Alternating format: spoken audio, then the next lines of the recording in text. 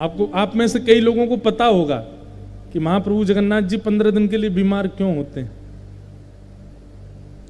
माधवदास भक्त थे ठाकुर जी के, उनको अतिसार का रोग हो गया, पेट का एक रोग हो गया था, रोज मंदिर जाते थे।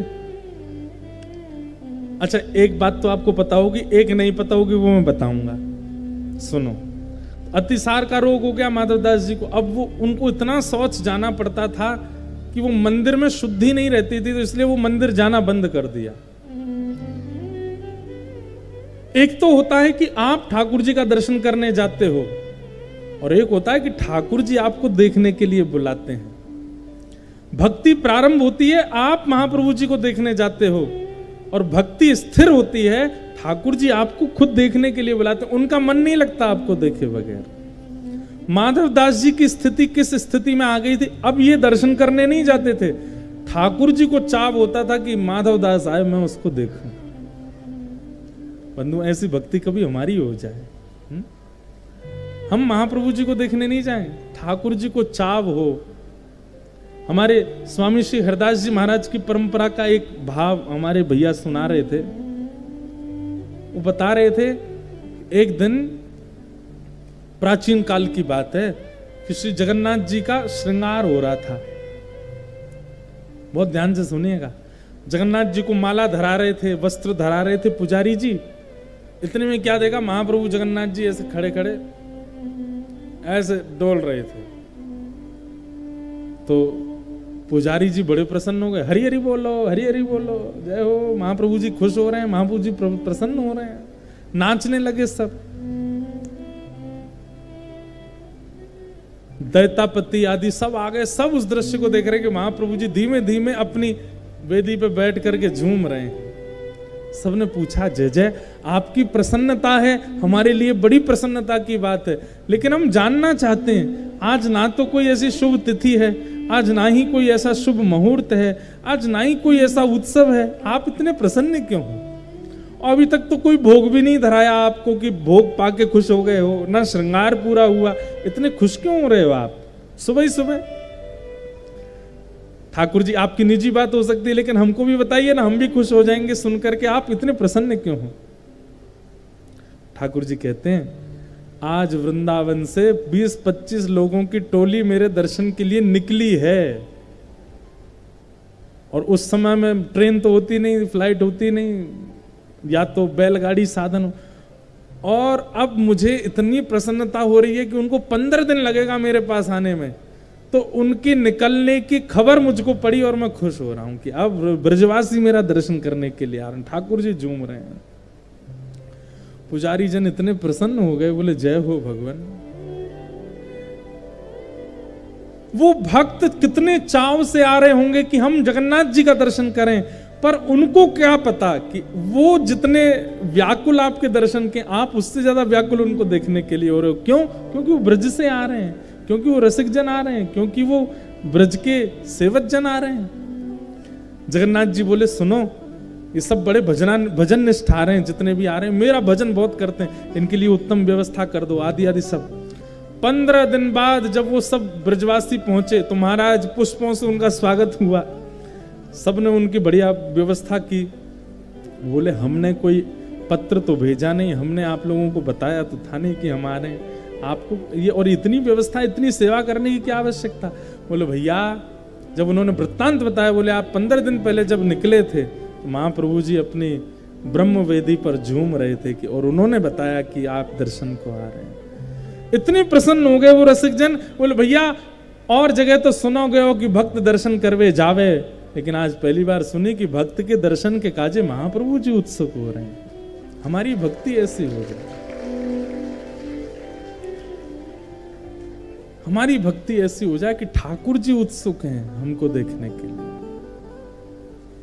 तो माधवदास जी उसी स्थिति के थे। ठाकुर जी पूरे दिन मानो जैसे व्याकुल होकर के अपने नेत्र खोल करके, और मैं तो कहता हूं, जगन्नाथ जी की पता पलकें नहीं है, श्री जगन्नाथ जी के ये पलकें नहीं है। क्यों? ठाकुर जी ऐसे आंख खोल करके, और यूं भी नहीं कि, और जगह तो आप देखोगे ठाकुर जी के कैसे कटाक्ष नेत्र हैं, छोटे छोटे नेत्र हैं, धीमे धीमे खोलते हैं, पर जगन्नाथपुरी में तो ऐसे खोल के बैठे हैं। जैसे कोई व्यक्ति अगर ऐसे अपने नेत्र कर ले तो और नेत्र बड़े हो जाते, पलक झपक नहीं पाती, तो मानो ऐसा लगता है महाप्रभु जगन्नाथ जी ऐसे बैठे हैं। सबको क्यों देख रहे हैं ऐसे? बोले भैया मेरे दर्शन में भीड़ ज्यादा भई और तेरी पलक कहीं झपक गई, तू वो नहीं देख पाया तो चिंता मत करियो, मैं तो देख रहा हूं, मेरी नजर तो पे ही है, मैं तो ये देख रहा हूं। और अकेले नहीं खड़े, बगल में तुम भी खोलो अपनी आंख। तो सुभद्रा जी ने भी खोल ली, बलभद्र जी ने भी खोल ली। बोले ये दोनों क्यों खोल के बैठे हैं? जगन्नाथ जी बोले भाई लाखों लोग आएंगे, मैं ज्यादा से ज्यादा 1-1.5 लाख लोगों को देख लूंगा, बाकी के जो बच कुछ जाएंगे उनको तुम देख लेना और फिर बाद में मुझे दिखा देना। ये भी आए थे इसलिए बलभद्र जी सुभद्रा जी भी ऐसे बैठे हैं, ऐसे जगन्नाथ जी हमारे ऐसे बैठे हैं। पलक है ही नहीं है, झपकते ही नहीं है कभी।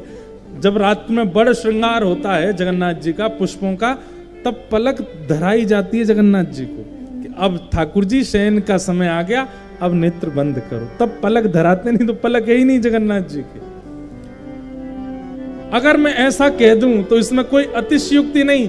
पूरे भारत में जितने ठाकुर हैं वो भक्त वत्सल हैं, लेकिन महाप्रभु जगन्नाथ जी ये भक्तों के भक्त वत्सल है। मतलब ये भक्तों के आराध्य नहीं है, ये भक्त इनके आराध्य हैं, ये भक्तों की आराधना करते हैं।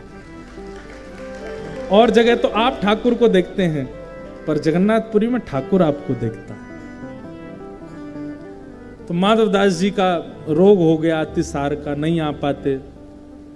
महाप्रभु जगन्नाथ जी बोले माधवदास नहीं आ पा रहा तो हम चले जाते हैं, और एक बालक का रूप धारण करके गए। माधवदास जी ना हिल पा रहे ना डुल पा रहे, वहीं सब कर रहे थे शौच आदि। महाप्रभु जी गए और जल हाथ में ले ले करके माधवदास जी के वस्त्र धोवें, कभी पैर साफ करें, कभी कुछ साफ करें। माधवदास जी के नेत्र खुल गए। बोले ये कोई बालक नहीं है, जो सुगंधी मुझे आ रही है उससे पता चल रहा है ये महाप्रभु जगन्नाथ जी हैं। तुरंत हाथ पकड़ लिया, बोले प्रभु ये आप क्या कर रहे हैं? आप मेरी सेवा क्यों कर रहे हैं? अरे माधव तू जल्दी ठीक है जाएगो तो फिर मेरे दर्शन के काजे आवेगो, तो दर्शन मेरे काजे आवेगो, मैं तो देखूंगा तब मुझे संतुष्टि होगी, इसलिए मैं जल्दी ठीक कर रहा हूं। माधवदास जी बोले आप परमात्मा हो, आप चाहो तो चुटकी बजा दो तो मेरा अभी पेट ठीक हो जाए, मेरे सारे रोग ठीक हो जाएं। ये 10-15 दिन का मुझे रोग भोगना क्यों पड़ रहा है? ठाकुर जी बोले देखो ये प्रारब्ध है तुम्हारा, किस जन्म का भोग रहे हो तुम्हें नहीं पता, और ये 15 दिन तुम और भोग लोगे तभी तुम्हारे पूर्व के प्रारब्ध नष्ट होंगे।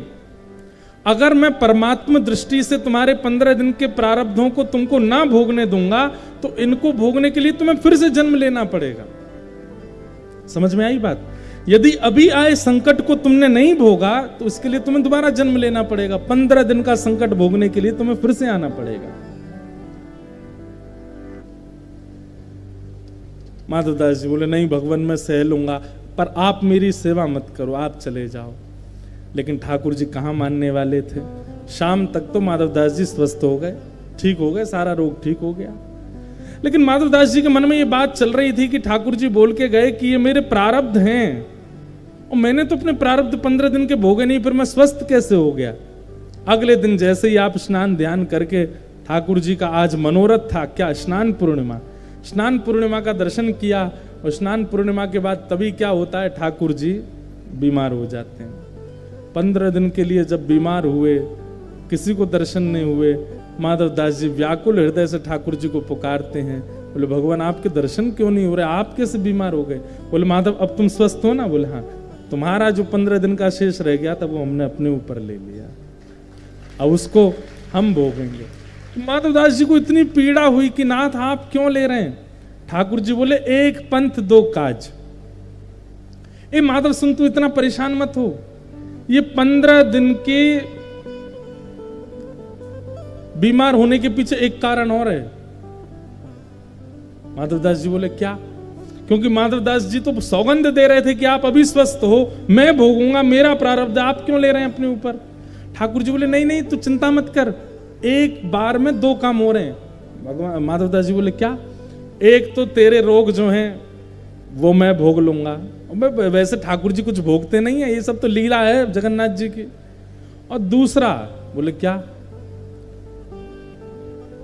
साल भर में 14-15 एकादशी आती है और हम एक भी एकादशी नहीं रखते, सब एकादशियों पे महाभारत पाते हैं। कहीं ना कहीं जब एकादशी की महिमा पूरे विश्व में इतनी हमने बताई है, मान लिया जगन्नाथपुरी में एकादशी के दिन महाभारत महाप्रसाद पाना होता है, यहां पर एकादशी का विधान नहीं है, क्योंकि यहां की रसोई स्वयं लक्ष्मी बनाती हैं, इसलिए लक्ष्मी के हाथ से स्पर्श करने पर एकादशी का विधान नहीं होता। लेकिन भैया कहीं एकादशी की महिमा कहीं और घट नहीं जाए, इसलिए हम तो एक साथ ही 15 दिन की एकादशी कर लेते हैं ताकि साल भर चकाचक पावे। तो कई लोग एकादशी पर ऐसा कह देते हैं कि महाप्रभु जगन्नाथ जी भी यहाँ भी तो महाप्रभु जी आपको पता नहीं है, वो बड़े चतुर हैं, वो एक साथ ही 15 दिन में व्रत करके अपनी एकादशी खत्म कर चुके हैं। 15 दिन ठाकुर जी महाप्रसाद नहीं पाते, केवल काढ़ा पीते हैं। ऐसी एकादशी तो कोई नहीं करता होगा। हम कैसी एकादशी कर, कूटू की पकौड़ी, कूटू की कचौड़ी, ये समा के चावल लो, खिचड़ी लो, ये लो, कैसी एकादशी करते? 15 दिन एक साथ एकादशी प्रकट हो जाती हैं और ठाकुर जी केवल काढ़ा पी के रहते हैं। सबको ये पता रहता है कि ठाकुर जी अस्वस्थ हैं, लेकिन वास्तव में पूरे साल भर का कोटा पूरा कर देते हैं ठाकुर जी एक बार में।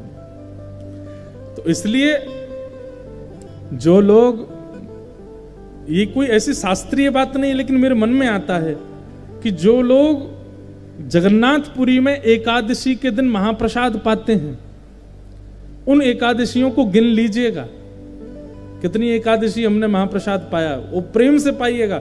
और जब ठाकुर जी स्नान पूर्णिमा के बाद 15 दिन के लिए बीमार होते हैं, उतने दिन का व्रत आप भी किया करो। ठाकुर जी भी तो नहीं पा रहे हैं, तो हमें भी नहीं पाना है। इन दो भावों से ठाकुर जी बीमार होते हैं महाप्रभु जगन्नाथ जी। एक तो माधव दास का रोग लेते हैं, और फिर ठाकुर जी को इतना अच्छा लगा कि हमने अपने भक्त की पीड़ा ली, उसको पीड़ा उत्सव के रूप में ठाकुर जी मनाते हैं हर साल। माधव दास जी के उस रोग को अपने उत्सव के भांति, जैसे ठाकुर जी का उत्सव भक्त बनाते हैं, ऐसे भक्त के उत्सव को ठाकुर जी पीड़ा उत्सव के रूप में मनाते हैं 15 दिन के लिए। ऐसे महाप्रभु श्री जगन्नाथ जी, बोलो जगन्नाथ महाप्रभु की। ऐसे जगन्नाथ जी को हम बारंबार प्रणाम करते हैं। तो इस प्रकार बंधुओं, ठाकुर जी से एक संबंध मानो। तापत्रयोन्मूलनम श्रीमद्भागवते महामुनिकते किंबा परेश्वर सद्यो हृदय वरुद्यते त्रिकृत भी शुश्रूषभिस्तच्छा। महाप्रभु जगन्नाथ जी को हम बारंबार वंदन करते हैं। और आइए बड़े प्रेम और भाव से आज के मंगल भाव को विराम देते हैं। आज भी थोड़ा विलंब हुआ कथा में, पर कल से बिल्कुल समय से आएंगे हम। आज का भी कारण एक कुछ निजी है हमारे परिकर में से, पर ठाकुर जी सब अनुग्रह करेंगे, सब मंगल में होगा। तो आइए महाप्रभु जगन्नाथ जी को प्रणाम करते हुए आज के मंगल भाव को हम लोग विराम देते हैं।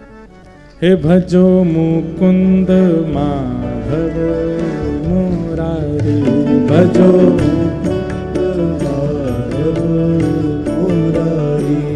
भजो मुकुंद माधव मुरारी, भजो मुकुंद माधव मुरारी। ओ गिरधारी बनवारी, गिरधारी बनवारी। बंधुओं, प्यारे गिरधर लाल जी के दर्शन की उत्सुकता कई लोगों के मन में है। तो मंगलवार को यानी कि परसों श्री गिरधर लाल जी का दर्शन होगा, लेकिन जहां हम और लाल जी विराज रहे हैं वहीं आके आपको दर्शन करने होंगे। 11 बजे से लेकर के और 1 बजे तक सुबह के सत्र में दर्शन होंगे। स्थान का नाम अभी आरती के बाद आपको बता दिया जाएगा। बहुत संख्या में आप लोग आएंगे तो थोड़ी असुविधा हो सकती है। जितने लोग उस दिन दर्शन कर लें, बाकी हम एक दिन और दर्शन का रखेंगे, तो उस दिन दर्शन कीजिएगा मंगलवार को, और एक दिन और किसी दिन, और एक दिन ठाकुर जी को प्रयास करेंगे यहीं आ जाएं तो यहीं सबका जड़ा दर्शन हो जाएंगे। तो परसों मंगलवार को दर्शन का नियम है, समय और स्थान। समय तो 11 से 1 बजे तक और स्थान अभी यहाँ से बताएंगे आरती के बाद। तब तक गाइए।